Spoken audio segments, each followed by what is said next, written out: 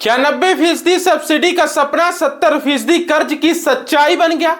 क्या आत्मनिर्भरता के नाम पर किसानों को बैंक की लाइन में खड़ा किया गया? क्या भाजपा सरकार में किसानों की हालत दयनीय हो गई? और क्या सोलर पंप योजना जिसकी डींगे हाँकी गई यह राहत थी या कर्ज का नया जाल? मध्य प्रदेश की राजनीति में अब यही सवाल गर्म है और इन सवालों की उपज है प्रदेश कांग्रेस मीडिया विभाग के प्रमुख मुकेश नायक, जिन्होंने ऐसे खुलासे किए हैं, ऐसे सवाल दागे हैं जिसे आपको अंत तक जरूर देखना चाहिए।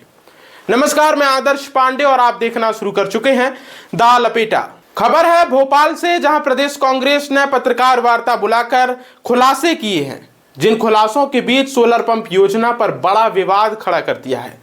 आरोप है कि 90% सब्सिडी का वादा किया गया, लेकिन जमीनी हकीकत कुछ और निकली। मीडिया विभाग की ओर से जारी बयान में कहा गया कि योजना की कुल लागत लगभग 4,04,475 बताई गई। इसमें वास्तविक सब्सिडी 1,09,537 दर्ज है। किसान से लगभग 41,537 मार्जिन लिया गया मान ली गई और 2,53,402 का बैंक ऋण उसके नाम स्वीकृत हुआ, यानी 90% अनुदान का दावा, लेकिन किसानों के हिस्से में भारी कर्ज। दावा यह भी है कि 84 महीने का लगभग 3,987 प्रतिमाह ईएमआई का 8.3% ब्याज मंजूर हुआ।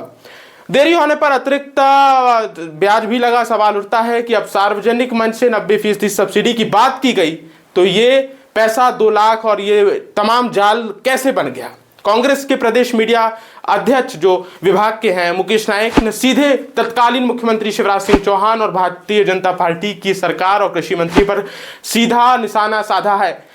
क्या किसानों को पूरी शर्तें साफ साफ बताई गई? क्या वास्तविक सब्सिडी प्रतिशत सार्वजनिक किया गया? और क्या योजना को राहत की बजाय ऋण मॉडल में बदल दिया गया?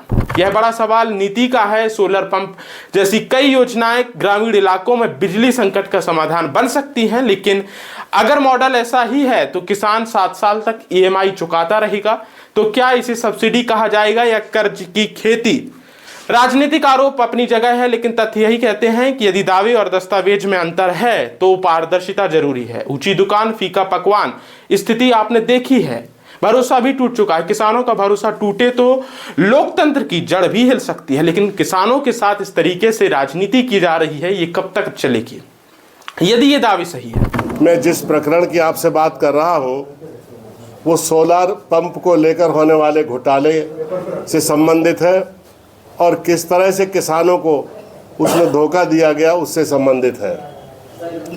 मध्य प्रदेश में मुख्यमंत्री ने बहुत बड़ा आयोजन करके ये घोषणा की थी कि किसानों को सोलार पंप के ऊपर 90% की सब्सिडी दी जाएगी और इस योजना पर 2750 करोड़ रुपए का नियोजन उन्होंने किया है। अभी जो बातें सामने आ रही हैं बहुत चौंकाने वाली हैं और किसान जिसने सोलार पंप का कनेक्शन लिया है वो हतप्रभ है। सरकार ने ये कहा था कि इस परियोजना की जो लागत आएगी वो 4,04,475 करोड़ रुपए प्रति किसान के ऊपर इसका व्यय भार आएगा। 4,04,475 की राशि का व्यय भार इस पे आएगा और इस पर सब्सिडी 90% यानी 3,64,027 रुपये सब्सिडी एक किसान को मिलेगी। लेकिन जो वर्तमान का प्रारूप आया है कि 41,531 रुपये किसानों से जमा कराए गए। सेंट्रल बैंक को इसकी नोडल एजेंसी बनाया गया और जिसको भी इस परियोजना का लाभ लेना है सेंट्रल बैंक में अपना खाता खुलवाए, वहाँ 41,000 रुपये जमा करे, तब उसको 2,53,402 रुपये का लोन उसको स्वीकृत होगा और इसमें 1,09,537 करोड़ रुपए की मार्जिन मनी किसानों को जमा करनी है।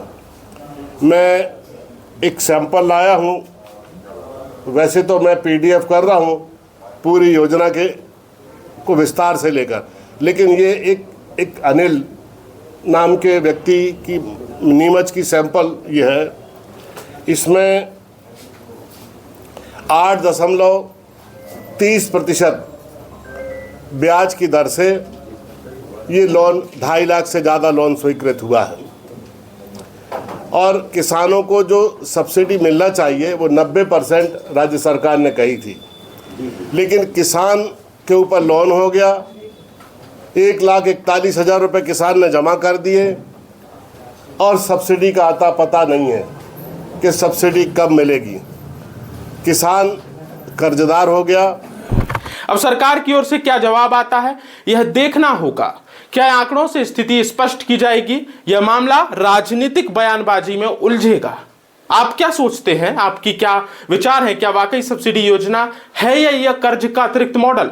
अपनी राय लपेटा के कमेंट बॉक्स पर जरूर साझा करें। आपके क्षेत्र में, आपके जिले में, आपकी तहसील में किसानों की वास्तविक स्थिति क्या है और आपको किन समस्याओं का सामना करना पड़ता है? हमारे कमेंट बॉक्स में अपनी राय, अपनी समस्या को जरूर व्यक्त करें और इस वीडियो को अपने किसान बंधुओं के साथ, अपने लोगों के साथ, रिश्तेदारों के साथ जरूर साझा करें, ताकि ये जिस तरीके से मध्य प्रदेश सरकार, मोहन सरकार में गोल मटोल किया गया है वो हर व्यक्ति तक पहुंच सके।